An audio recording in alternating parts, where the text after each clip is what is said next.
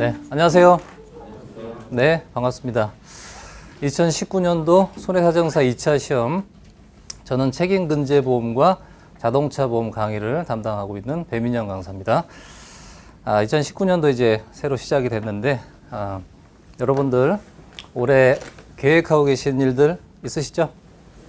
네, 원하시는 대로 다 잘 이루시길 바라고, 또 여기 오신 분들은 손해사정사 시험 합격이 또 중요한 목표가 되시겠죠? 네. 앞에 오신 분은 작년에 오셨죠? 네. 기본 강의 때부터 들었나요? 네, 문제풀이반부터. 문제풀이반부터. 올해는 합격을 하셔야 되겠죠? 틀림없이 합격할 거예요. 예. 나머지 분들은 다 새로 제가 맺는 분들인 것 같아요. 주중에 하다 보니까 아무래도 좀 인원이 좀 꽉 차진 않는데, 아무래도 주말에 하지 못하다 보니까 못 오신 분도 꽤 계시겠죠. 근데 학생분들은 괜찮잖아요. 지금 방학 중이니까, 그렇죠? 아무래도 좀 젊으신 분들이 좀 많이 오신 것 같습니다. 자, 여러분들이 이제 손해사정사 시험 합격을 목표로 하시는데, 손해사정사 시험을 합격하시려면 어떠한 마음가짐으로 준비를 하셔야 될까? 뭐 생각들 많이 하고 오셨죠? 네. 여러분들 이제 우리가 보험 전문의 시험입니다. 그래서 시험 준비하실 때 마치 보험을 가입하는 그런 마음으로 준비를 하시길 바랍니다. 이 보험이라는 게 뭡니까? 위험 관리죠. 그리고 불확실성을 어느 정도 제거해주는 경제 제도죠. 그렇죠? 보험이라는 게 만에 하나 사고가 발생했을 때 그 사고를 대비하는 거죠. 그렇죠? 그러면 보험은 어떤 사람들이 가입을 합니까? 리스크 회피형. 그죠? 여러분들은 리스크 회피형이에요? 리스크 선호형이에요? 회피형. 그렇죠? 리스크 선호형들은 어떻게 생각을 합니까? 무슨 화재 사고가 발생하고 자동차 사고가 발생하느냐? 그렇죠. 보험료가 아깝다. 이런 얘기를 할 거 아니에요. 그 말도 틀린 말 아니에요. 오히려 그 말이 더 맞아요. 그렇죠? 그런데 우리가 일반적으로 그러한 리스크 선호형을 합리적인 경제 주체로 봅니까? 아니면 리스크 회피형 경제 주체들을 합리적 경제 주체로 봅니까? 회피형. 그렇죠. 말은 선호형이 맞아요. 그렇죠? 맞는 말이죠. 평생 자동차 사고 한 번도 안 나시는 분도 많단 말이죠. 저도 한 20년, 아니죠, 30년 자동차를 운전했는데 사고 한 번도 안 났어요. 그렇죠. 자, 그렇다면 여러분들 여기 계신 분들은 시험에 지금 시점에서는 합격에 이게 불확실하죠. 확실하신 분 있으세요? 확실하신 분. 나는 합격할 게 확실하다. 아주 실망인데요. 네. 그런 처음부터 자신감을 가질 수도 있어요. 그것도 중요합니다. 그런데 그러한 확신이 어디서 나오느냐가 중요하죠. 그렇죠? 시험을 이제 준비하시다 보면, 저는 어쨌든 강사니까 이제 가르치고 나서 나중에 보면 틀림없이 합격할 거겠다. 그런 분들이 상당수 있고, 또 대부분은 어떨 것 같아요? 불확실한 분들이 대부분이고, 그렇죠? 그리고 어떤 분들은 아예 불가능한 분도 있어요. 네, 다 보입니다. 그럼 제가 확실하다고 생각하시는 분들은 다 어떻게 됐을까요? 100%다 합격을 합니다. 저는 2과목밖에 안 가르치잖아요. 그럼에도 불구하고 확실해요, 그건. 100%. 그러니까 불확실이 확실성으로 대체될 수가 있어요. 그렇죠? 그리고 지금 1월입니다. 시험은 8월이고요. 이 7개월 정도가 짧은 것 같습니까? 긴 것 같습니까? 정말 생각하기 나름인데 충분한 시간이에요. 충분하고도 남아요. 네. 어떻게 시간을 활용하느냐에 따라서 자, 그래서 확실하게 준비를 하셔야 된다는 거죠. 시험 준비를. 그렇죠. 그리고 우리가 보험을 가입하더라도 마찬가지예요. 아까 우리가 이제 이제 앞으로 학습하실 건데, 보험이라는 것도 열고 위험 담보 방식이 있고 전 위험 담보 방식이 있어요. 열고 위험 담보 방식은 포지티브 방식이에요. 포지티브.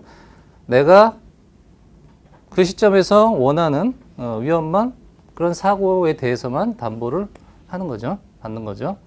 근데 전 위험 담보 방식은 어떤 걸까요? 모든 위험을 일단 담보 받을 수 있도록 가입을 해주는 거죠. 그런데 이 열고 위험 방식은 어떤 문제가 있느냐?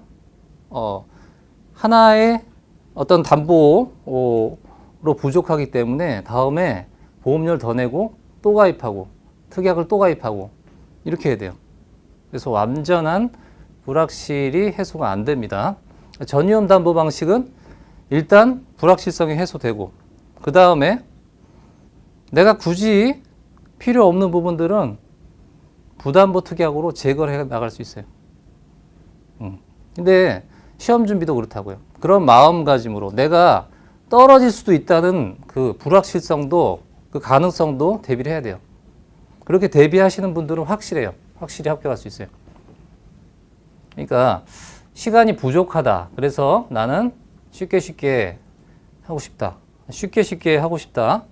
이게 참 답이 없는 겁니다, 진짜. 우리 시험이 어려운 시험은 아니에요. 그렇기 때문에 더 확실하게 해야 돼요. 어려운 시험이라면 애초에 불확실해요. 그렇죠? 그런 시험들 많죠.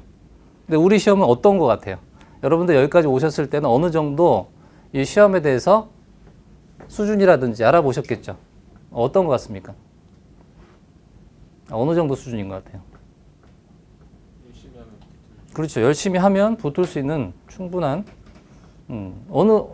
어떤 특별한 능력이 필요한 게 아니고 열심히 하면 다 돼요. 근데 그 열심히 하는 정도가 어느 정도일 될까요? 적당히 해서는 안 돼요. 예. 우리가 쉽다고 쉽게 보면 안 되죠. 그래서 큰 코 다치는 경우 많죠. 그렇죠. 그런 거 많이 봤잖아요. 그렇죠? 그리고 중요한 것은 경쟁 시험이다라는 거죠. 그래서 여기 계신 분들이 다 합격할 수도 있지만 여기 계신 분들 말고도 경쟁자가 정말 많죠. 예. 작년이죠. 작년에 보험회사에서 많이 합격했어요.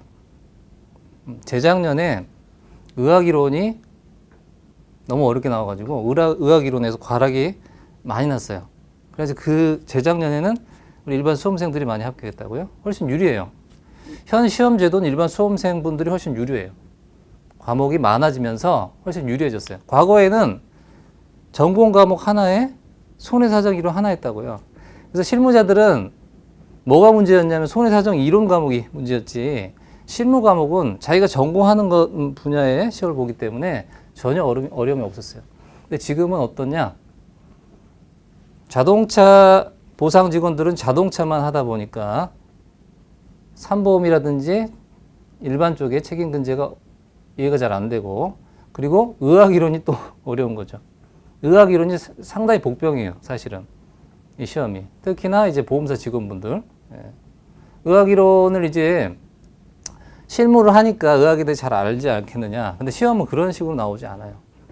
완전 이론이다 보니까 어떻게 나올지 모른다는 얘기죠. 그런 것들이 있기 때문에 그런 것까지도 대비를 해서. 그래서 작년에 의학 이론이 쉽게 나오다 보니까 제가 하는 손보사 빅4에서 한 150명 가까이 합격을 했다고요. 작년에 총 합격자가 409명 이 정도 될 거예요. 그 중에서 150명 가까이. 그런데 이 상위사들은 이렇게 연수원에서 이렇게 집체 교육을 하는데 하위사들은 그런 교육도 없거든요. 하위사 보험사 직원들은 합격 안 했을까요? 상당히 많이 또 합격했겠죠. 그러다 보면 보험사 직원들이 엄청나게 많이 합격했다고요. 근데 보험사 직원분들이 그렇게 시간을 많이 투자하는 게 아니에요. 주말에. 지금 또 주중에 이제 제가 강의하는 이유가 주말에 출강을 하다 보니까 주중에 어쩔 수 없게 하게 됐는데 주말밖에 시간이 없잖아요. 그렇게 하고 나중에 시험 임박해서 한 2, 3주 정도 제일 많이 해주는 데가 3주 정도 이렇게 합숙을 합니다. 그 시간에 다 해서 합격들을 한다고요. 이렇게 처음에 한 100명 정도에서 추려져요. 저희 채점하면서 추려지면 나중에 집체교육 할 때 많이 줄어들어요. 거기에서 대부분 다 합격을 해버려요. 해버린다고요. 한 3주 정도, 2, 3주 해버리면 다 합격을 해버린다고요. 떨어지는 직원들이 별로 없어요. 그 정도로. 그렇다면 우리가 시험을 제대로 준비한다 했을 때는 누구나 다 합격할 수 있는 시험이라는 거예요. 그리고 이 보험 얘기했잖아요. 리스크 관리. 그렇죠? 만약에 여러분들이 올해 시험을 보고 떨어졌다. 그랬을 때 그 손해는 생각해 보셨나요? 그런 손해를 대비하는 게 보험이잖아요. 떨어졌을 때 그 손해 어떡합니까? 그동안 투자한 시간 있고 그리고 포기하는 것도 아니고 이제 다음에 또 할 거 아니에요. 1년이라는 시간을 또 투자를 해야 되죠. 자, 누구나 다 합격을 해요. 사실은 끝까지 가면. 심지어 뭐 5년, 6년 이렇게 걸려서 합격하신 분도 있다고요. 뭐 실무자들이시겠지만 어쨌든 그 공부하는 시간에는 자기 일 못할 거 아닙니까? 그렇죠? 그 로스를 생각을 하셔야죠. 그렇게 시험을 그렇게 준비하시면 안 된다는 거예요. 자, 올해 뭐 쉽게 하고 내년에 합격하면 되지. 됩니다. 누가 뭐라고 안 해요. 뭐라고 안 해요. 그런 분들이 사실 많은데 굳이 그렇게 하지 마시라는 거죠. 할 때 확실하게. 예? 확실하게 하고 깔끔하게 끝내야지. 할 일이 많잖아요. 예? 그렇죠? 서두는 뭐 다 아는 얘기입니다. 다 아는 얘기인데 좀 당부의 말씀을 드리는 거고 어쨌든 뭐 저한테 오셨으니까 저는 여러 여기 계신 분들 다 합격시키고 싶습니다. 그리고 사실 오프라인에 처음에 오신 분들이 끝까지 오시는 분들은 대부분 합격을 합니다. 기본 이론 강의가 좀 인원이 제일 작아요. 나중에 문제풀이 모의고사 되면 인원이 꽉 찹니다. 이제 온라인을 들으시는 분도 그때는 이제 오프라인으로 와요. 이제. 예. 그리고 이제 제가 또 이제 주중에 하다 보니까 또 이렇게 어쨌든 여기 오신 분들은 지금 그런 마음으로 준비를 하신다고 생각을 하고 예. 자, 서두는 이 정도로 하겠습니다. 자, 그러면 여러분들 이제 책을 오늘 처음 받아보셨어요? 네, 책이 상당히 두껍죠. 네, 두꺼운데 사실은 그 본문은 그렇게 많지 않아요. 본문은 그렇게 많지 않고 우리 기출문제 풀이 있고 그리고 여러분들이 우리 이제 책임근제보험이 그 범위가 너무 넓다 보니까 그 관련 법들을 다 찾아보려면 정말 끝도 없어요. 쓸데없는 거 너무 보면 안 되죠. 그러니까 제 교재에 있는 그 부록 정도 그것도 많아요. 사실은 다 보는 것도 아닙니다. 그렇지만 그 법을 갖다 뭘 뜯어가지고 이렇게 수록할 수 없다 보니까 수록한 거고 그래서 그런 부분까지 고려한 거예요. 뭐 약관을 찾아보고 이런 것도 불편하죠. 그리고 약관도 이제 중복되는 부분이 있으니까 모든 약관을 다 볼 필요 없어요. 그 약관 내용에서 약간 이제 변형되는 부분은 책에 다 나옵니다. 그렇죠? 기본적인 법령이라든지 약관을 수록한 거니까 너무 부담스럽게 생각하실 필요 없어요. 이렇게 생각보다 그렇게 분량이 많은 것은 아닙니다. 여러분들 편리를 위해서 그렇게 만들었다 생각하시면 돼요. 자, 제가 오전에 이제 책임보험을 하고 책임근제보험을 하고 오후에 자동차 보험을 합니다. 그리고 책임근제보험과 자동차 보험을 함께 학습을 하시면 시너지 효과가 있다 그랬죠. 틀림없어요. 그리고 과목이 4과목이다 보니까 부담스럽습니다. 이거를 한 과목 접근하다 보면 정말 힘든데 책임보험과 자동차 보험이 다른 게 아니라 그랬어요. 그렇죠? 그러면은 이걸 왜 다르게 공부할 필요 없죠. 그렇기 때문에 제가 첫 시간에 자동차 보험과 책임근제보험이 어떤 점에서 유사한지를 단적인 예로 해서 좀 설명을 해볼게요. 어쨌든 우린 책임보험이든 자동차 대인배상이든 책임을 담보하는 거죠. 그렇다면 어떤 법률상 책임을 담보한다 하면 어떠한 법조항이 중요하겠죠. 법조항을 먼저 알아야 되겠죠. 그러면 책임보험에서 가장 중요한 법조항은 뭐가 될까요? 한번 생각을 해보세요. 책임보험은 주로 누가 가입합니까? 누가 가입할까요? 주로 사업주가 가입하겠죠. 그렇죠? 예, 사업주. 그렇죠? 그래서 우리가 민법 제 756조에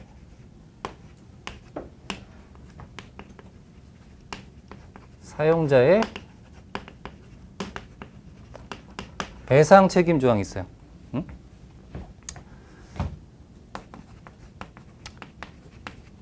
타인을 사용하여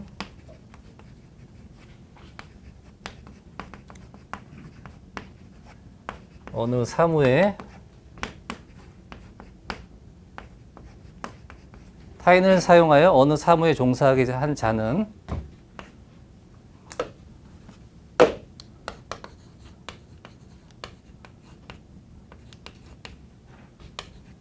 피용자가 그 사무 집행에 관하여 제 3자에게 가한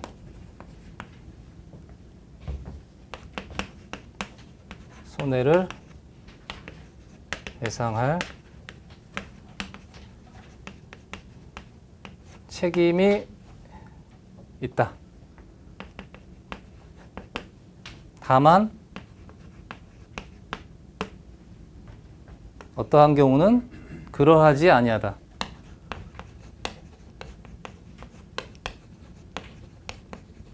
이게 바로 면책항변이에요. 면책항변이 있어요. 자, 책임보험에서 가장 중요한 법조항입니다. 그럼 자동차 보험에서 가장 중요한 법조항은 뭘까요? 자배법 3조. 그렇죠.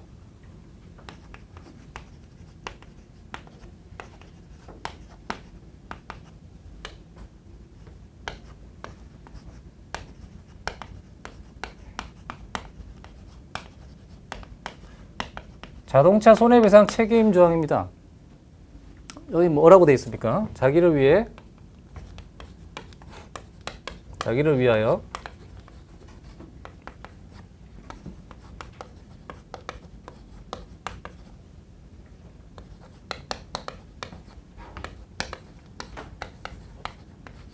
자기를 위해 자동차를 운행하는 자는 그 운행으로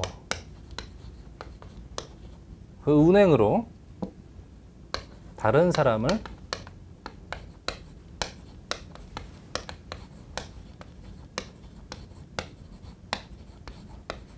사망하게 하거나 부상하게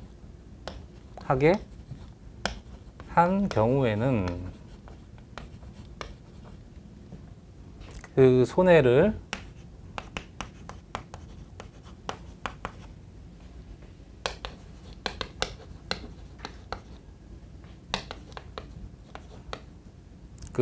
배상할 책임을 진다. 다만 어떠한 경우는 그러하지 아니하다.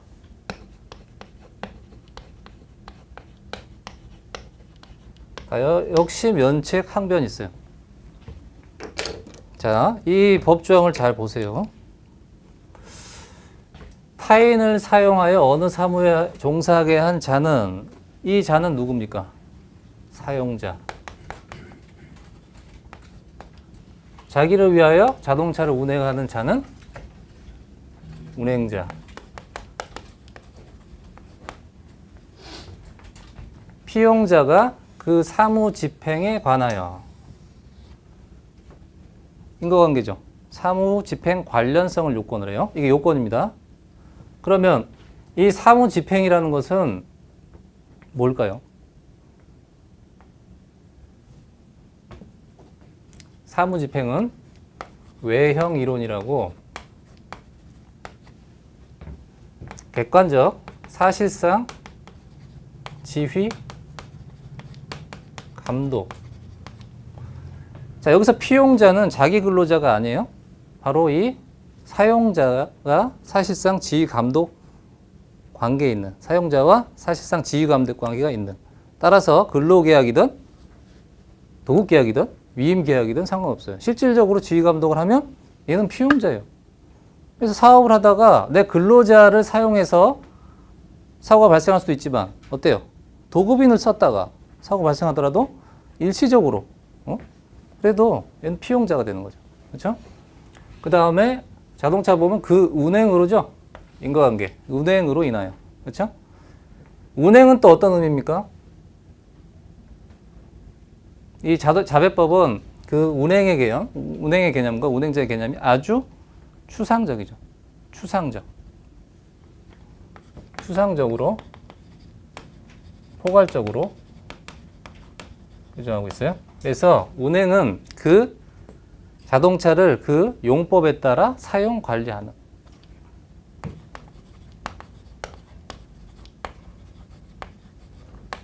여기도 사용도 있고 관리도 있죠. 관리, 사용 관리.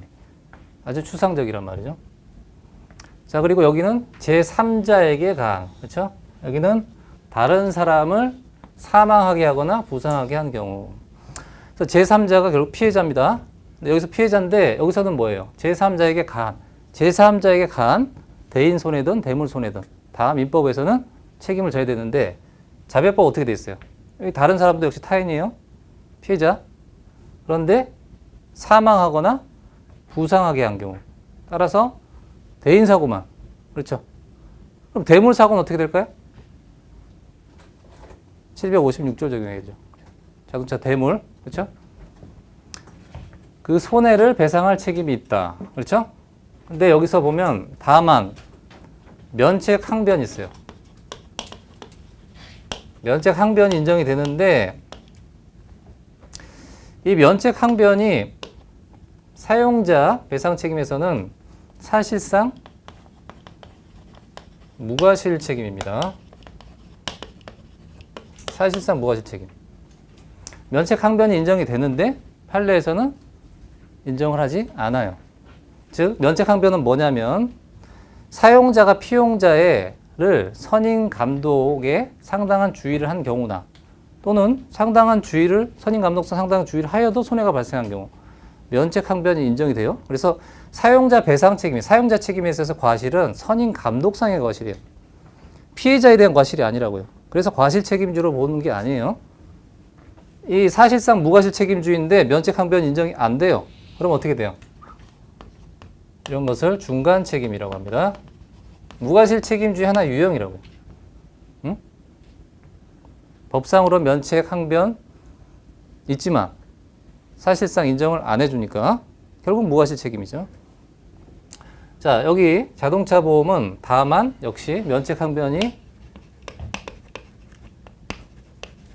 인정이 되는데 여기는 어떻게 되느냐? 조건부 무과실 책임입니다. 그래서 승객과 승객의 외와 승객으로 구분하고 승객 외는 운행자와 운전자에게 과실이 없고 피해자나 제3자에게 과실이 있고 자동차의 무결함 이 3면책 요건이 해결이 되면 면책 항변이 인정이 돼요. 그래서 여기는 승객 외는 사실상 과실 책임이에요. 왜 그래요? 조건부 무과실 책임주의로 3면책 요건을 다 갖춰야 되는데 어떻게 사실상 과실 책임입니까? 교통사고로 생각해 보시면 그러한 사례들이 대부분이죠.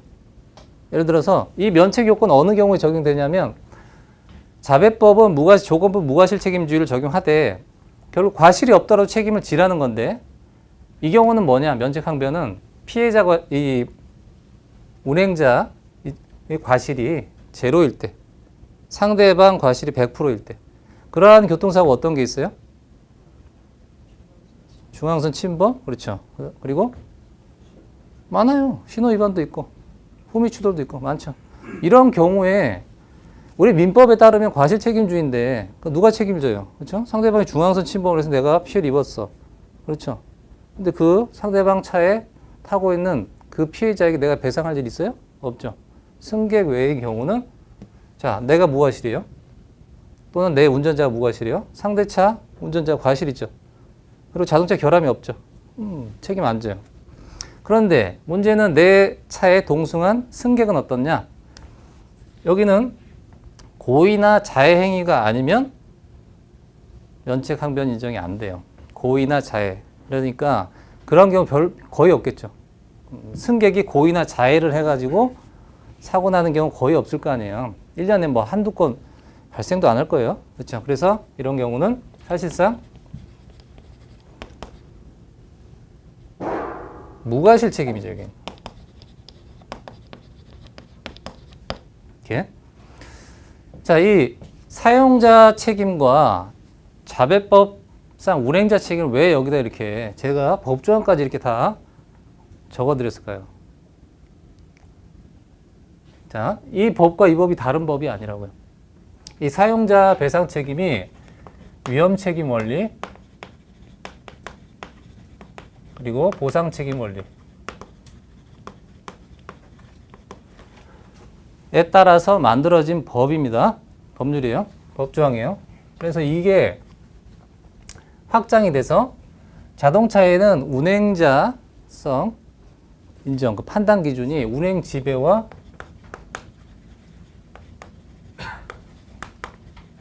운행 이익으로 판단을 합니다. 이 운행 지배가 바로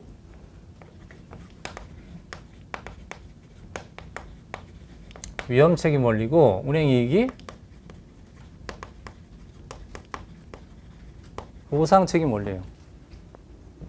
자, 우리 민법은 포괄적으로 민사상 사용자가 누군가를 이용을 해서 그 자기 업무로서 그렇죠. 누군가를 사용했을 때 거기에 따른 자기 책임이 아니라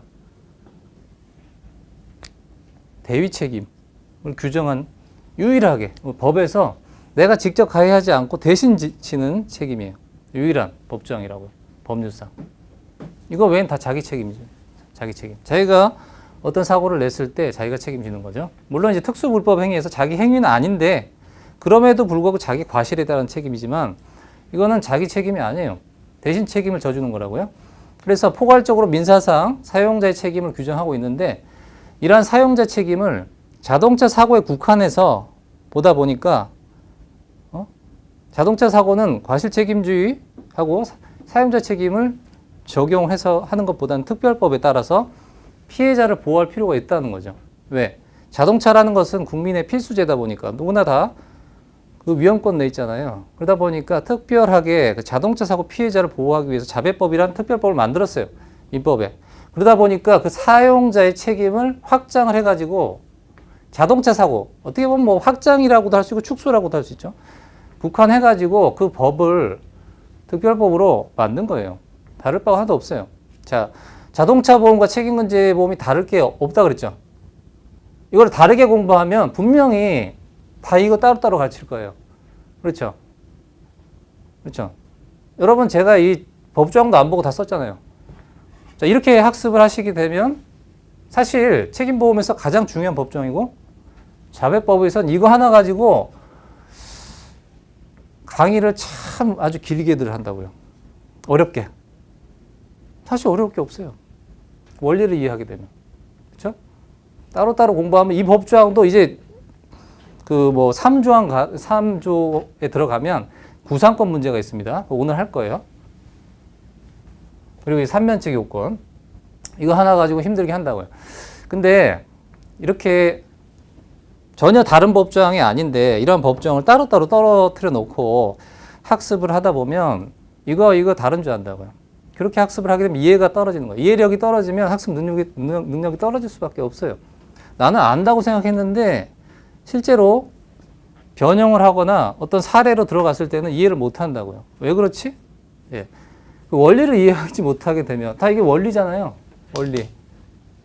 원리라고요. 어제 논리적인 사고로 학습을 하셔야 된다는 거지. 그 원리를 모르면 법조항이 이해가 안 되게 돼 있어요. 그렇죠? 이렇게 비교를 해보면 다를 바가 하나도 없다는 거죠. 그래서 실제로 우리가 자동차 보험 들어갔을 때 예를 들어서 명의 대여라든지 또 도급, 또 이제 운전사부, 차량 대여, 도급이라든지, 그리고 피용자가 사용자를 위해서 자기 차를 운행할 수 있죠. 업무로서. 피용자의 사용자, 피용자의 자동차에, 어쨌든 피용자의 소유자가 할까요? 피용자의 자동차 소유자의 사용자. 이런 경우에 자동차 보험에서 이 사용자 책임과 민법 756조, 자회법 3조 똑같이 적용된다고요. 똑같이. 그런데 자회법만 보면 되죠. 왜냐하면 자, 여기 민법이죠.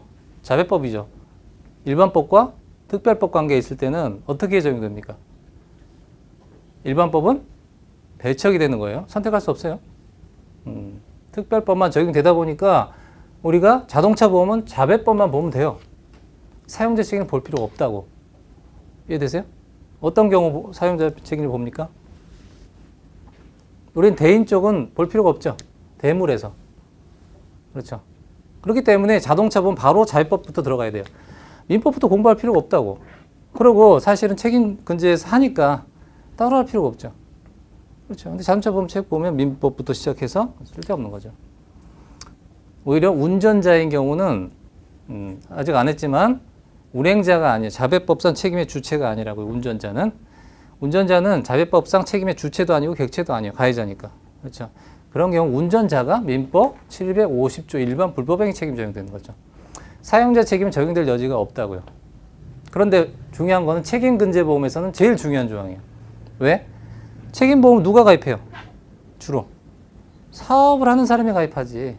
내가 만약 개인 사업해서 내가 혼자 일하는 사람이다. 거기에 대비해서 보험을 가입하나요? 임의보험을? 안 하죠. 어떤 경우 해요? 어떤 경우? 사업을 하는데 내가 근로자를 사용하든지 아니면 일시적으로 누군가를 사용하든지 도급을 이용을 하든지 유임계약이든지 누군가를 사용을 하게 되면 불안하잖아요. 그렇죠? 그렇기 때문에 보험을 가입하는 거죠. 그리고 사용자 책임이 기본이라고. 이것 때문에 가입하는 거, 이것 때문에. 물론 이거보다 또 중요한 법조항이 하나 더 있어요. 공작물 책임이라는 게 하나 더 있는데 그건 이제 별개로 보고. 기본이죠, 이게. 그러면 이 기본을 먼저 이해를 해야 되는 거지. 학습이라는 게 순서가 있잖아요. 이거 지금 법조항 제가 다 써드렸는데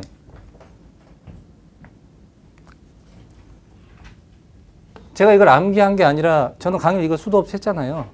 자동적으로 써지게 돼 있어요. 이걸 암기하는 게 아니라 글자를 암기하는 게 아니라고요. 왜? 법이라는 것은 그 요건이 있을 거 아닙니까? 요건 하나하나 가르치다 보면 어때요? 그냥 써지죠. 예. 학습을 할 때 이해를 하지 않으면 만약 이 법조항을 이제 처음부터 암기를 시작한다. 그 다음 어떻게 할 거예요? 어떻게 됩니까? 처음부터 암기를 시작한다는 것 자체는 이해를 일단은 등한시한다는 거거든요. 나중에 자동적으로 이렇게 돼요. 그러니까 굳이 암기할 필요가 없다고요. 그 원리를 이해하게 되면 그 법조항은 다 해결이 되고 법조항을 쓰라는 시험은 없어요. 그죠? 어떤 사례 문제가 나왔을 때 이게 민법 756조가 적용되는지 758조가 적용되는지 그걸 알아야 되는 것이죠. 그렇죠? 그게 중요한 건데 법조항을 암기하고 그럴 필요 없다는 거죠. 그렇죠? 그 원리를 이해해야 된다는 거. 자, 말 나온 김에 책임보험에서 지금 우리는 자동차 보험 시간이 아니잖아요. 이거는 비교를 해드린 거죠. 첫 시간에. 책임보험에서 또 가장 중요한 법조항이 사실 민법 누가 더 중요하다기보다도 758조 이 두 가지가 조항이 가장 중요해요. 공작물, 점유자, 소유자 책임. 공작물 점유자 소유자 책임입니다. 그래서 우리 배상 책임 보험에서 대표 선수가 들어보셨을 것 같아요. 시설 소유 관리자 배상 책임 특약으로 판매하죠. 들어보셨죠? 이게 영업배상 책임 보험의 대표 선수. 그러니까 우리 상품이 많은데 이 시설 소유 관리자 특약은 뭐냐면 영업배상 책임 보험에서 공통 분모, 공통되는 그 시설, 그렇죠? 근데 그 시설이 좀 특수한 것들 있죠. 그런 거는 뭐 체육 시설이라든지 어때요, 뭐 특수 건물이라든지 이런 거는 별도 보험이 있는데 그냥 일단 일반 영업장 이런 경우는 시설 소유 관리자 특약으로 해결이 된다는 거죠. 자, 이 시설 소유 관리자 특약을 잘 보시면 이 공작물 점유자 책임이에요. 예, 공작물 점유자 소유자 책임이라고요. 점유자는 앞서 잠깐 했지만 중간 책임이라고 합니다. 면책 항변이 인정이 되는 것.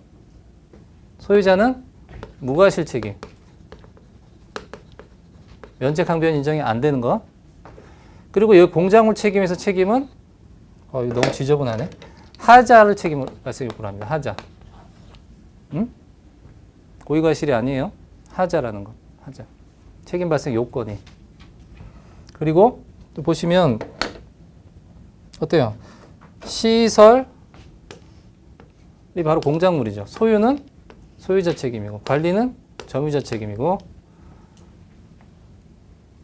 우리 보험은 일반 배상 책임 보험 두 가지가 있어요. 그래서 third party liability 인슈런스가 있고 그리고 베일리스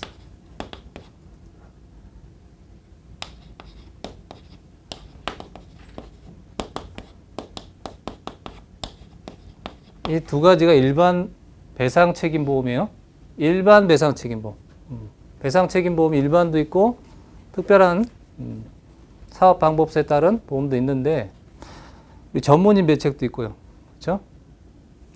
일반 배상 책임 보험 두 가지인데 어쨌든 간에 배상 책임은 그 라이빌리티니까 그 법조항을 알아야 되겠죠. 법조항을 알아야 되겠죠. 범위를 알아야 되겠죠. 이 third parties liability는 토트 라이빌리티라고 합니다. 토트는 불법 행위. 여기는 컨트랙추얼.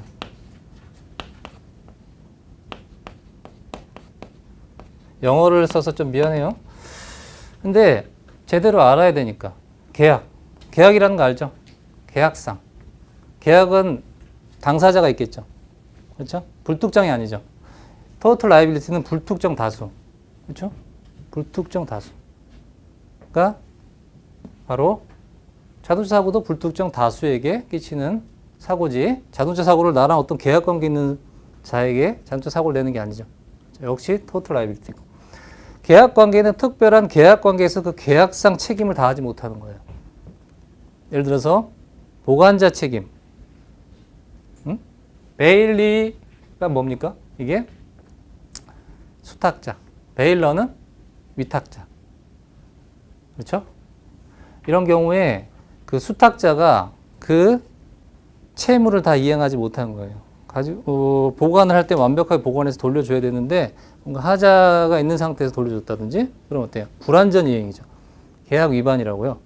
거기에 따른 특별한 계약 관계에서의 책임. 그 중에서 재물이 베일리스 라이빌리티라고. 아직은 좀 어려워요. 일단 큰 틀에서 민법상 책임이 두 가지가 있다는 걸 이해하시라고요. 그래서 이 시설 소유 관리자 배상 책임 보험 바로 TPL 보험이라고요. TPL은 불법행위 책임이라고 그랬죠. 불법행위 책임. 불법행위 책임 중에 사용자 책임도 있고 공작물 책임도 있는데 이건 특수 불법행위 책임이라고요. 일반 불법행위 책임은 민법 750조. 과실 책임주의고. 민법 755조에서 760조까지가 과실 책임주의 예외 조항으로 특수 불법행위 책임. 어쨌든 불법행위 책임. 불특정 다수인에게 끼치는 책임을 말하는 겁니다. 이 TPL 보험에서 대표 선수가 시설소유 관리자 특약이고 그럼 이 시설 소유 관리자 특약에서 뭘 담보하느냐? 바로 premises operation. 프레미시스는 바로 시설이에요. 오퍼레이션은 활동. 자, 시설이 바로 공작물 점유자 소유자 책임이라고. 민법 758조. 네? 저거. 그래서 시설 소유 관리자 배상 책임이라고. 그렇죠? 근데 그 시설 하자만을 담보하는 게 아니라 그 시설 소유 관리자의 어떤 책임도 민법 750조 과실 책임죠. 업무 활동 중에 타인에게 끼칠 수 있는 과실 책임. 그렇죠? 그리고 책임보험은 주로 누가 가입한다고 그랬어요? 사용자가 가입하죠. 당연히 민법 756조 사용자의 대위 책임. 그렇죠? 근데 사실은 주로는 이거예요. 사용자가 자기가 직접 가해를 해서 피해를 입힌 경우도 있긴 있겠지. 그렇지만 그런 경우보다는 대개 누군가를 사용을 함으로써 거기에 따른 대신 지는 책임을 담보하는 거죠. 그런데 자동차 보험도 이 TPL 보험이라고 그랬잖아요. 불특정 다수인에 끼치는 불법행위 책임을 담보한다 그랬죠. 그렇겠죠. 그러다 보니까 자동차 보험은 자율법 3조가 적용되는 거죠. 그런데 운전자는 어때요? 민법 750조가 적용되는 거죠. 그리고 만약에 자동차가 하자가 있었어. 그런 경우 많죠. 요즘 좀 있죠. 차에 구조상 결함이 있어서 불이 났다. 차에 하자가 있어가지고. 그렇죠. 그러면 생산물 배상 책임 보험 별개로 하고, 뭐 생산물의 이런 이제 결함 책임인데 결함이 입증이 안 되면 결과적으로 점유자, 소유자가 책임져야 돼요. 화재가 발생했는데 그 안에 있는 승객이 자동차 사고로 피해를 입을 수 있죠. 공작물 책임도 적용되는 거죠. 자, TPL 보험 이거랑 다를 게 없다고, 자동차 보험도. 자동차 보험은 이게 흔하지 않을 뿐이죠. 자동차도 공작물이잖아요. 그래요, 안 그래요? 시설이에요, 또. 공작물. 어렵습니까? 머리가 좀 복잡해져요? 예, 이걸 이렇게 막 비교를 해버리니까 머리 복잡해지죠.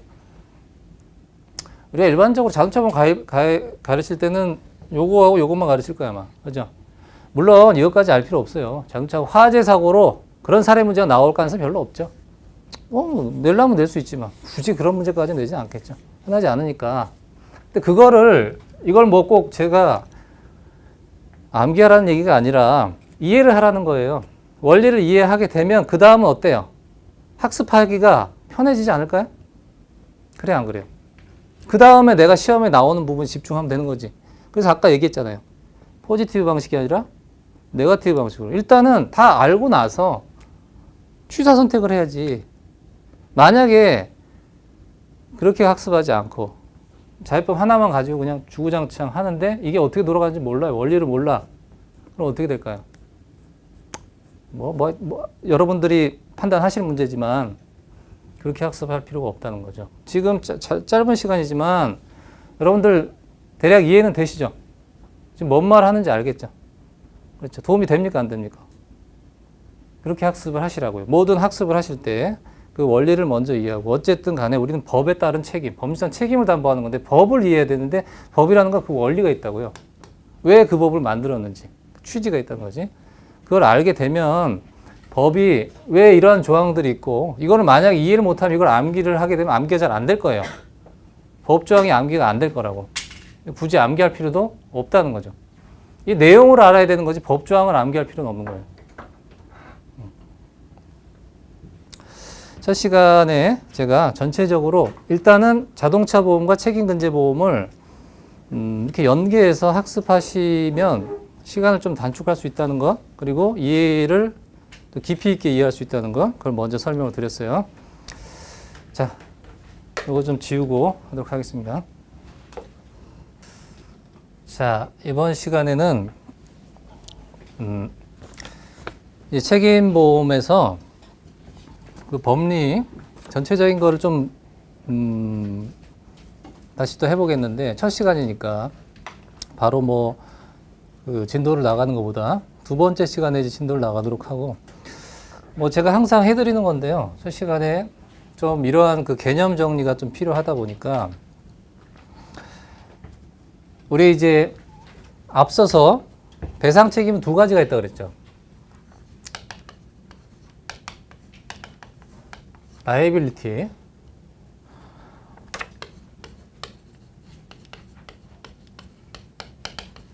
라이어빌리티는 불법행위 책임이라고 그랬죠. 라이어빌리티는 두 가지가 있다고 그랬어요. 토트. 그리고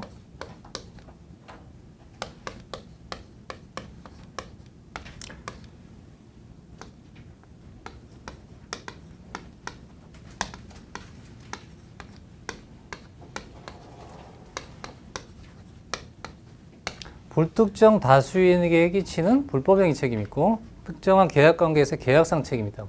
두 가지가 있어요. 그리고 이건 배상 책임이고, 컴펜세이션은 보상 책임입니다.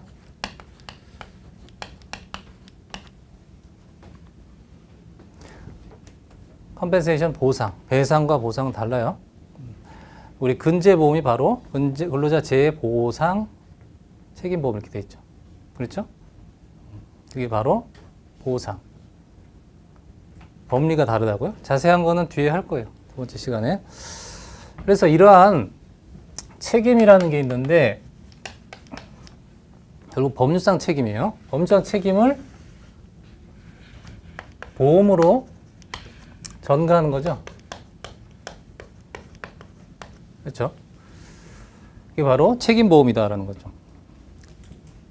예를 들어서 제가 설명해 볼게요. 작년에도 이렇게 강의를 했던 것 같은데, 저는 자동차도 운행을 하고, 마이카가 있고, 그리고 비즈니스도 하고,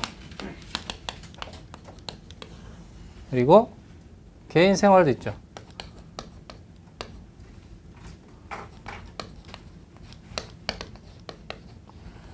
큰 틀에서 보면 돼요. 자, 자동차를 운행하다 보면 불특정 타인에게 손해를 끼칠 수 있어요. 바로 토트. 이게 바로 불특정 타인입니다.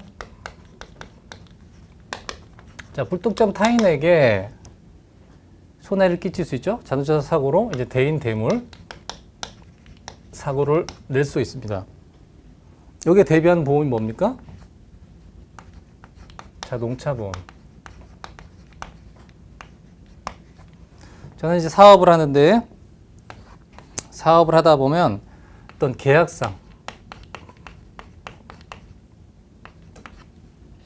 책임을 질 일이 있고, 또 불특정 타인에게 책임을 질 일이 있겠죠. 이게 특정이 특정. 특정인에게 지는 책임. 여기는 불특정. 자, 계약상 책임은 어떤 것들이 있냐. 오늘 두 번째 시간 할 건데, 책임 법리는 앞서 사용자 책임도 하고 자유법에서도 얘기했지만 무과실 책임이라는 게 있어요. 과실이 없더라도 손해만 발생하면 책임을 지는 그런 주의가 무과실 책임주의입니다. 사업을 하다 무과실 책임주의가 발생하는 경우가, 저는 이제 근로자를 사용하죠. 그래서 바로 재해보상. 그래서 산재보험을 가입한다고요. 이게 워커맨스 컴펜세이션. 근로자에 대한 컴펜세이션. 보상 책임. 그리고 과실 책임이 있죠. 근로자를 사용하는데 또 내가 과실이 있어요. 예를 들어서 그러면 사용자 이제 보상이 아니라 배상으로 들어갑니다. 그래서 employer's liability. 여기는 근로자에 대한 책임이죠. 여기에 대비한 보험이 뭡니까? 바로 이 두 가지를 담보한 보험이 바로 근제보험이에요. 그리고 저는 전문인이란 말이에요. 손해사정사죠. 전문인으로서 배상을 질 일이 있을 수 있죠. 업무를 하다가. 이건 누구에게 지는 책임일까요? 위임인. 그렇죠? 어떤 사건을 수임했다. 위임자에게 질 수 있는 책임 있죠? 이런 것을 대비해서 의무적으로 가입하는 보험이 있어요. 손해사정사도. 예, 전문인 배치.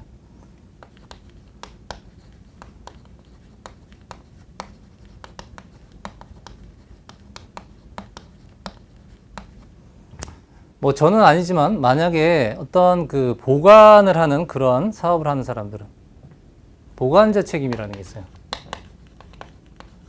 보관자 배상. 이거는 위탁자. 보관자 책임 재물에 대한 책임이에요. 위탁자. 재물을 위탁한 자. 이게 바로 보관자 책임 보험.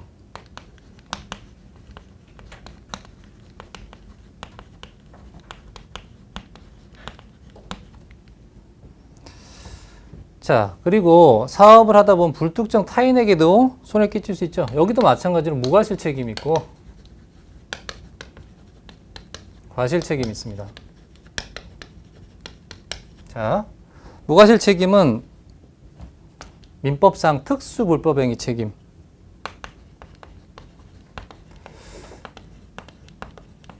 특수불법행위 책임은 민법도 있고요. 그리고 우리가 근제보험에서 할 건데 각종 특별법들이 있어요. 각종 특별법들. 네, 이걸 이제 배울 거라고요. 제일 중요해요, 이게. 책임보험에서. 그리고 과실 책임은 일반 불법행위 책임이죠.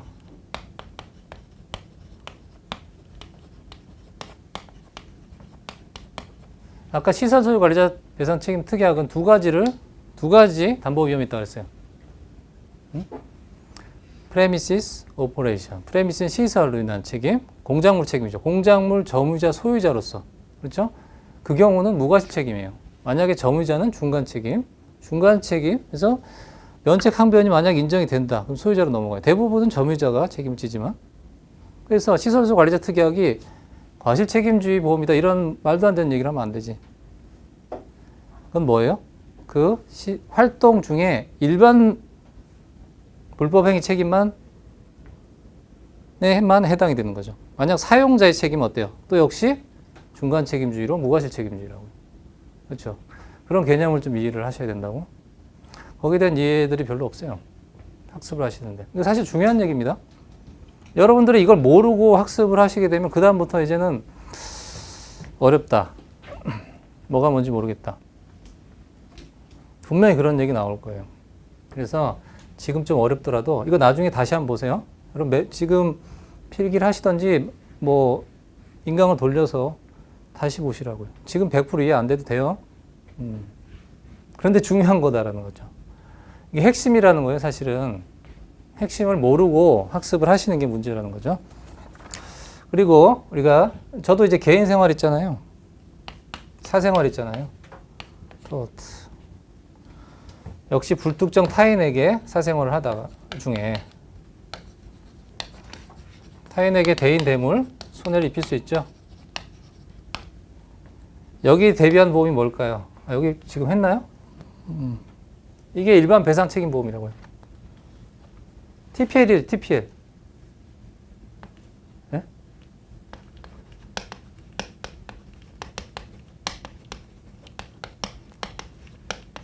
예를 들어 제가 사업장에서 시설소유 관리자 특약을 가입하고 또 학원이니까 학원 및 배상 책임은 의무보험이에요. 가입한다고요. 그렇죠? 학원의 시설. 그리고 학원에서 여러분들 만약에 수업 중에 뭐 화재가 발생해서 피해를 입혔다. 그럼 책임져야 될 거예요. 그렇죠? 그렇죠. 일반 불법행위 책임을 담보하는 보험을 다 가입하고 있다고요. 제가 다 가입한 거예요. 요것만 가입 안 한 거죠. 다 가입했다고요. 다 제가 가입한 보험 적어드리는 거지. 요건 제가 해당이 없으니까. 그리고 또 제가 또 가입한 보험이 있죠. 개인 사생활에서 발생할 수 있는 배상 책임에 대비해서 일상생활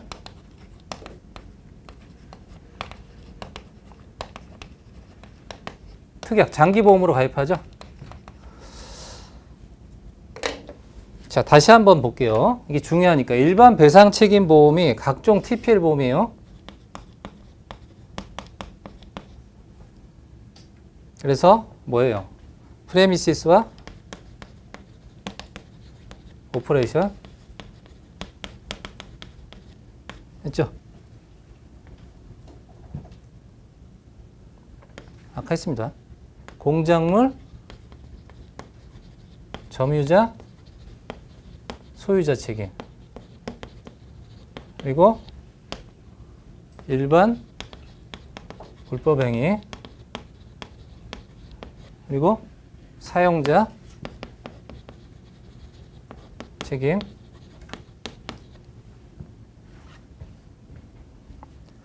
자, 일상생활 배상 책임도 보험도 역시 TPL 보험이라고. 그래서 역시 프레미시스 오퍼레이션. 프레미시스는 여기는 개인 주택이에요. 개인 주택. 여기 아까 시설이라고 그랬죠? 여긴 시설, 업무 활동. 네? 시설, 업무 활동. 여기는 개인 주택, 그리고 일상 생활.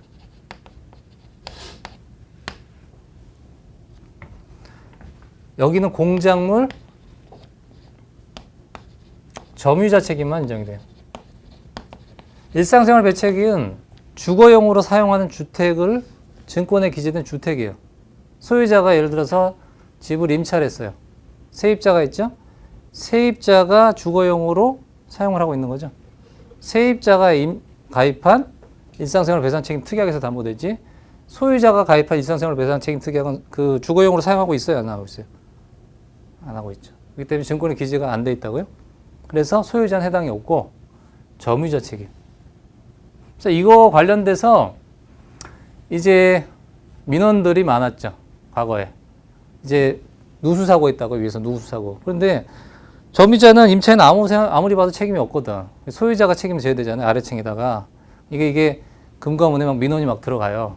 그러니까 금감원에서 과거에 그냥 주세요 이랬지. 말도 안 되는. 법에서는 소유자 책임을 질 수가 없어요. 증권에 기재되어 있지도 않다고, 자기 보험에. 그래서 이제 새로 만들어진 보험이 임대인 배상 책임 특약이라는 게 새로 만들어졌다고. 임대인이 집을 임차하죠.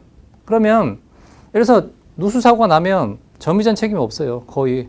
점유자가 뭐 관리상 과실이 없는 이상 소유자가 책임져야죠. 그렇죠? 소유자는 무과실 책임이니까. 거기에 대비해서 임대인 배상 책임 특약이라는 게 만들어졌다고.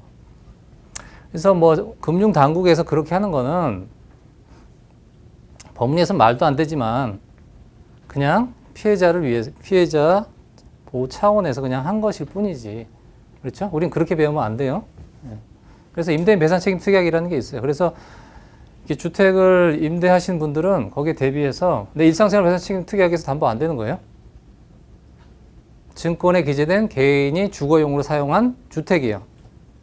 임대를 했기 때문에 주거용으로 사용하지 않죠. 담보 안 되는 거예요. 그래서 여기서 공작물 점유자 책임. 일상생활은 마찬가지로 일반 불법행위 책임하고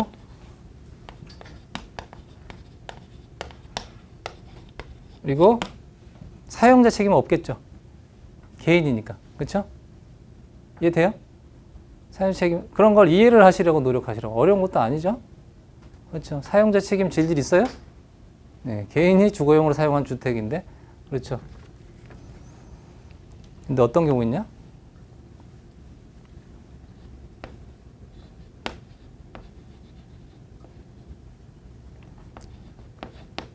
감독자 책임이 있어요. 오늘 할 건데 미성년자나 심신상치, 미성년자가 주로 문제 되겠죠. 미성년자인데 책임 능력이 없는 미성년자. 일반적으로 중등 아래, 초등, 12세, 14세. 이때는 책임 능력, 불법행위 능력이 없어요. 그래서 책임 자체가 없어요.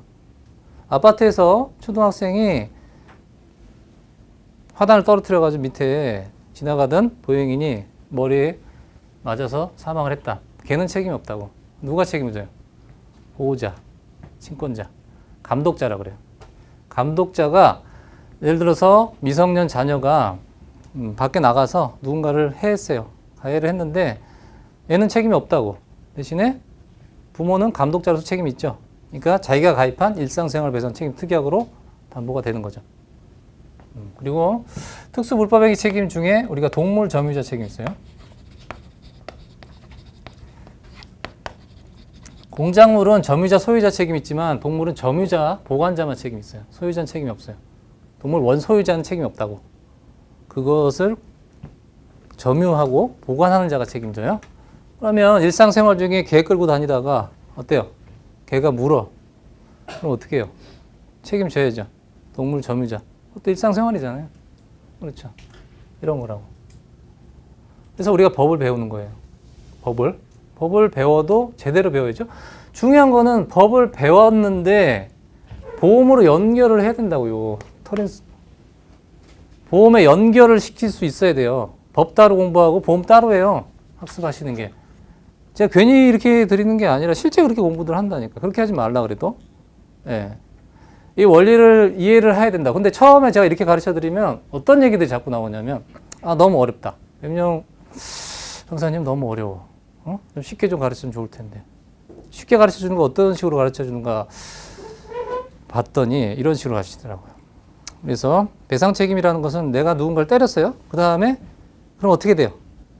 배상해야죠. 이런 식으로. 그럼 좋습니까?